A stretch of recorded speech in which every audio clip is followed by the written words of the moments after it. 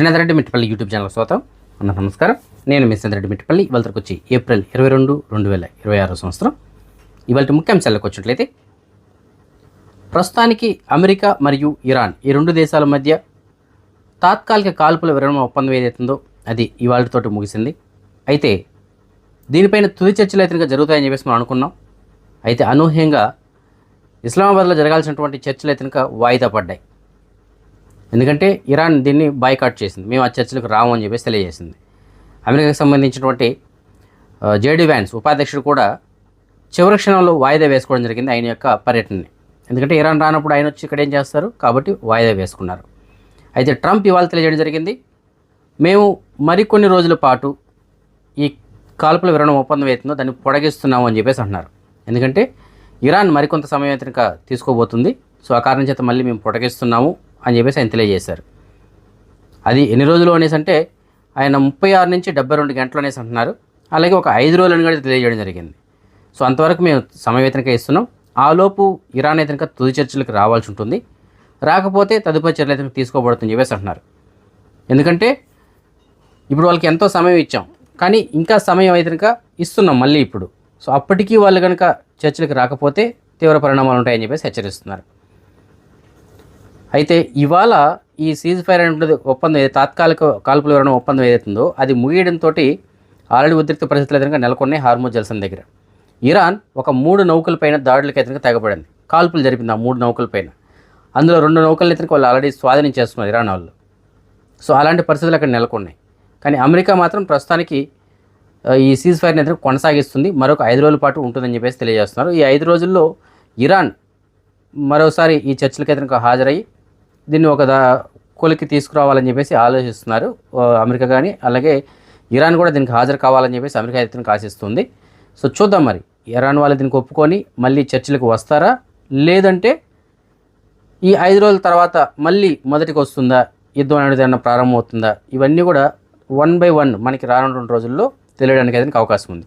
So ప్రస్తుతానికైతే మాత్రం కాల్పుల విరమణ ఒప్పందం అంటే మరొక 5 రోజుల పాటు పొడిగిస్తున్నట్లు ట్రంప్ అయితే తెలియజేశాడు. కువైట్కి సంబంధించిన గవర్నమెంట్ ప్రస్తుతానికి కువైట్లో సంక్షోభ నిర్వహణకు సంబంధించినటువంటి ఒక ప్రణాళికను అయితే రెడీ చేస్తుంది, దానికి సిద్ధమవుతుంది. కువైట్లో ఏదైనా సరే సంక్షోభం వచ్చినప్పుడు దాన్ని మనం ఎలా ఎదుర్కోవాలి, అలాగే ఏదైనా విపత్కర పరిస్థితులు వచ్చినప్పుడు మనం వాటిని ఎలా ఎదుర్కోవాలి, ప్రజలకి మౌలిక సదుపాయాలని మనం ఏ విధంగా అందించాలి. ముఖ్యంగా మనకి మౌలిక సదుపాయాలు అంటే కువైట్లో మనకు తెలుసు కదా, ముఖ్యంగా ఉండాల్సినవి నీరు, విద్యుత్, అలాగే రవాణా. ఇవి మనం నిరంతరాయంగా ఎలా అందించాలి, అలాగే ఆహారం, మిగతా ఇతరత్ర సౌకర్యాలు ఏవైతే ఉంటాయో వీటిని కూడా మనం ఏ విధంగా అందించాలి, వీటిపైన ప్రస్తుతానికి అయితే చర్చించడం జరుగుతుంది. సో ముఖ్యంగా రాబోయే రోజుల్లో ఏదైనా విపత్కర పరిస్థితులు వచ్చినట్లయితే వాటి నుంచి ఎలా బయటపడాలి, దానికి తీసుకోవాల్సినటువంటి ముందు జాగ్రత్త చర్యలు ఏమిటి, వీటిపైన చర్చించడం జరుగుతుంది. సో డ్రైనేజ్ వ్యవస్థను బాగా పటిష్టంగా ఏర్పాటు చేసుకోవడం, ఎందుకంటే డ్రైనేజ్ వ్యవస్థ అనేటువంటి చాలా ముఖ్యం. విపత్కర పరిస్థితులు ఏదైనా వచ్చినప్పుడు భారీ వర్షాలు పడ్డాయనుకోండి, ఎక్కడికక్కడ బ్లాక్ అయిపోతే చాలా కష్టం అవుతుంది. సో అవి సజావుగా ఉండాలి, అలాగే రోడ్లు బాగుండాలి, అలాగే ఆహారం మనం అందరికి తినడానికి తిండంటూ ఉండాలి కదా కంపల్సరీగా. సో దానికి సంబంధించి మనం ముందు జాగ్రత్తగా ఎలాంటి చర్యలు తీసుకోవాలి, వీటన్నిటిపైన ప్రస్తుతానికి అయితే కువైట్ ఆలోచిస్తుంది. సో దానికి తగ్గట్టు ప్రణాళికలు అయితే రెడీ చేయడం జరుగుతుంది. కొద్ది రోజుల క్రితం మనం చెప్పుకోవడం జరిగింది, కువైట్లో కొంతమంది కార్మికులు కువైట్కి సంబంధించిన పిఏఎం అనగా పబ్లిక్ అథారిటీ ఫర్ మ్యాన్ పవర్కి సంబంధించిన ఆఫీస్ ఏదైతుందో అక్కడికి వెళ్ళి ధర్నాలు నిర్వహించారని చెప్పేసి దాని తర్వాత వాళ్ళని అదుపులో కూడా తీసుకొని చేసి మనం చెప్పుకున్నాం కదా. అయితే దీనిపైన ప్రస్తుతానికి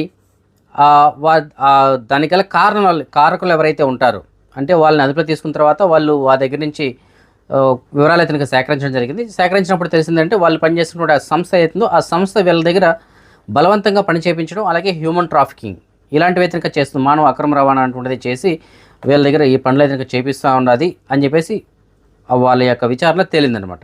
సో దాంతో ఆ సంస్థలు ఏవైతే ఉన్నాయో వారిపైన కూడా చర్యలు తీసుకోవడానికి అయితే గవర్నమెంట్ ప్రస్తుతానికి రెడీ అయింది. వాళ్ళపైన క్రిమినల్ కేసులు కూడా పెడతామని చెప్పేసి తెలియజేస్తుంది. సో ఏదైనప్పటికీ దీనిపైన ప్రస్తుతానికి ఇంకా విచారణ అయితే కొనసాగుతుంది. వారిపైన చట్టపరమైన చర్యలు చాలా కఠినంగా తీసుకుంటామని చెప్పేసి వాళ్ళు అంటుంది. అలాగే ఇంకొక విషయం కూడా గుర్తు చేయడం జరిగింది, కువైట్లో ధర్నాలు, ర్యాలీలు చేయడం అనేది నిషేధం, ఆ విధంగా చేయకూడదు. సో ఆ విధంగా చేస్తే కనుక వారిపైన కూడా చర్యలు తీసుకోబడుతుందని చెప్పేసి వాళ్ళు హెచ్చరిస్తున్నారు. కువైట్లో చాలా రోజులుగా చేపల వేట, అలాగే విహారయాత్రకి వెళ్ళే వాళ్ళు ఎవరైతే ఉంటారో బోట్లలో అలాంటి వాటిపై నిషేధం అయితే విధించున్నారు, ఎవరికైనా వెళ్ళకూడదు అని చెప్పేసి. ఎందుకంటే ప్రస్తుతానికి ఉన్నటువంటి ప్రాంతీయ ఉద్రిక్త పరిస్థితుల దృష్ట్యా. అయితే ప్రస్తుతానికి కువైట్ గవర్నమెంట్ వాళ్ళకి అనుమతి అయితే ఇచ్చింది. శుక్రవారం నుంచి అంటే 24వ తారీఖు నుంచి ఫిషింగ్కి అనుమతి ఇచ్చింది. అలాగే విహార బోట్లకు కూడా అనుమతి ఇతనికి ఇచ్చింది. అయితే దానికి ఒక జోన్ ఇతనికి ఏర్పాటు చేశారు. అంతవరకు మాత్రమే వెళ్ళాల్సి ఉంటుంది, అంతకు మించి వెళ్ళకూడదు అని చెప్పేసి అన్నారు. అలాగే ఈ ఆయిల్కి సంబంధించినటువంటి ప్లాంట్స్ ఏవైతే ఉన్నాయో వాటి దరిదాపుల్లో ఎక్కడ కానీ వెళ్ళడానికి లేదనమాట. డేంజర్ జోన్గా రెడ్ మార్క్లో పెట్టడం జరిగింది. మీకు మ్యాప్ అయితే నేను చూపిస్తున్నాను. సో అక్కడికి వెళ్ళకూడదు. అలాగే మిగతా ఎక్కడికి వెళ్ళొచ్చు అనేది కూడా మీకు నేను మార్క్ చేసి చూపిస్తాను చూడండి. అక్కడ వరకు మాత్రమే వెళ్ళొచ్చు. ఆ వాటర్ ఆ జోన్ అటువంటి దాటి మళ్ళీ వెళ్ళడానికి లేదనమాట. దీని లోపు మాత్రమే వాళ్ళు చేపలు పట్టుకోవచ్చు. అలాగే విహారయాత్రకు వెళ్ళే వాళ్ళు కూడా అలా వెళ్ళి రావచ్చు అనమాట. అంటే బోట్ పైన షికార్కి వెళ్తుంటారు కదా, అలాంటి వాళ్ళు వెళ్ళి రావచ్చు అని చెప్పేసి తెలియజేస్తున్నారు. సో ఏదైనప్పటికీ చేపల వేటకి అది కూడా కొన్ని కండిషన్స్ తోటి శుక్రవారం నుంచి ఇతనికి అనుమతి ఇచ్చారు. వాళ్ళ బోట్లలో ఈ ఎమర్జెన్సీ అలర్ట్కి సంబంధించినటువంటి కమ్యూనికేషన్కి సంబంధించిన సిస్టమ్స్ ఏవైతే ఉంటాయో అవి మాత్రం తప్పనిసరిగా ప్రతి ఒక్క బోట్లోనే ఉండాలని చెప్పేసి కూడా వాళ్ళు తెలియజేస్తున్నారు. మన ఆంధ్రప్రదేశ్ మాజీ ముఖ్యమంత్రి వర్లైనటువంటి శ్రీ నాదెండ్ల భాస్కర్రావు గారు 90 సంవత్సరాల వయసులో అనారోగ్య సమస్యలతోటి హైదరాబాద్లోని కాంటినెంటల్ హాస్పిటల్లో చికిత్స పొందుతూ ఇవాళ ఉదయం ఆయన తుదిశ్వాస విడవడం జరిగింది. కుటుంబ సభ్యులు తెలియజేస్తున్న దాని ప్రకారం రేపు ఆయన యొక్క అంత్యక్రియలు పంజాగుట్లో ఉన్నటువంటి హిందూ శ్మశాన వాటికలో నిర్వహించబడుతుందని చెప్పేసి తెలియజేస్తున్నారు. ఈయన 1935 జూన్ 23వ తారీఖున జన్మించడం జరిగింది. దాని తర్వాత ఆయన రాజకీయాల్లో చాలా యాక్టివ్గా ఉన్నారు. 1 నెల రోజుల పాటు మన ఆంధ్రప్రదేశ్కి ఆయన ముఖ్యమంత్రి వర్లిగా కూడా ఉన్నారు. అది ఈ రోజు మనం కానీ చూసుకున్నట్లయితే 1984 ఆగస్టు 16 నుంచి 1984 సెప్టెంబర్ 16 వరకు 1 నెల రోజుల పాటు ఆయన మన ఆంధ్రప్రదేశ్కి ముఖ్యమంత్రి వర్లుగా వ్యవహరించారు. సో వయసు పెరగడం వల్ల వచ్చేటువంటి అనారోగ్య సమస్యలు ఏవైతే వాటితోటి చికిత్స పొందుతూ ఆయన తుదిశ్వాస విడవడం జరిగింది. ఆయన యొక్క కుమారుడు మనందరికీ తెలుసు, ప్రస్తుత ఆంధ్రప్రదేశ్ క్యాబినెట్లో మంత్రి నాదెండ్ల మనోహర్ గారు, మనందరికీ తెలిసిన వ్యక్తే. సో ఆయనకి పితృవేగం వేతనగా కలిగింది. సో ఏదైనప్పటికీ నాదెండ్ల భాస్కర్రావు గారి యొక్క ఆత్మకి శాంతి చేకూరాలని చెప్పేసి మనందరం కోరుకుందాం.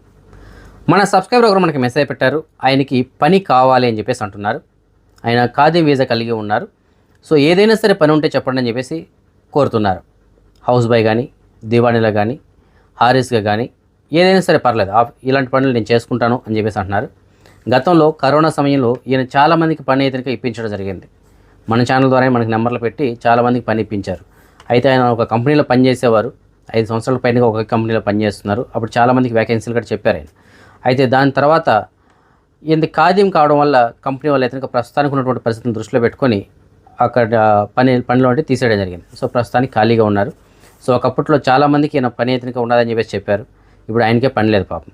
కాబట్టి మీకు తెలిసిన చోట ఎక్కడైనా సరే ఇలాంటి వ్యాకెన్సీలు ఏదైనా ఉంటే కనుక సమాచారం అందించగలరు. ఆయనకు సంబంధించిన నెంబర్ అయితే నేను డిస్ప్లేలో ఇస్తాను. నెంబర్ కాల్ చేసి ఆయనకి సమాచారం ఇవ్వండి. ఇవాళ పల్లవి అనేటువంటి అమ్మాయి 14వ సంవత్సరం పుట్టినరోజు జరుపుకోవడం జరుగుతుంది. ఇంకా ఎవరైనా మన సబ్స్క్రైబర్స్ యొక్క పిల్లల వాళ్ళు పుట్టినరోజు జరుపుకుంటుంటే వారికి కూడా నా తరపున, అలాగే మన ఛానల్ సబ్స్క్రైబర్స్ అందరి తరపున పుట్టినరోజు శుభాకాంక్షలు. అదే మనం మనీ ఎక్స్చేంజ్ విషయానికి వచ్చినట్లయితే ప్రస్తుతానికి ఎక్స్చేంజ్ ధర మాత్రం కొద్దిగా బాగుందని చెప్పేసి మనం చెప్పుకోవాలి. ఒక కువైట్ దినార్ మన భారతదేశం రూపీస్లో సుమారుగా $303.25 ఉంది. సో ఇవాళ సాయంత్రం వరకు కూడా $302 మాత్రమే ఉంది. ఇప్పుడు ₹1.25 పెరిగింది మనం వీడియో పెట్టే సమయానికి. అదే బంగారం విషయానికి వచ్చినట్లయితే మాలియాలో ఉన్న సూకుల్వతిలో ఉన్నటువంటి షాప్ నెంబర్ 121 ఉన్న ఎఫ్కే జ్యువెలర్స్ వాళ్ళు మనకు అందించిన సమాచారం మేరకు 22 క్యారెట్ల బంగారం ప్రస్తుతానికి 1 గ్రామ్ ధర $43,757 ఉంది. అదే 24 క్యారెట్ల బంగారం ఉన్న బిస్కెట్ల రూపంలో బంగారం ప్రస్తుతానికి 1 గ్రామ్ ధర $47,718 ఉంది. సో ఈ ఫ్రెండ్స్ ప్రస్తుతం అప్డేట్స్. రేపు రాత్రి 9 గంటలకు వచ్చిన వీడియోలో మరిన్ని అప్డేట్స్ తెలుసుకుందాం. అందరికోసం జై హింద్.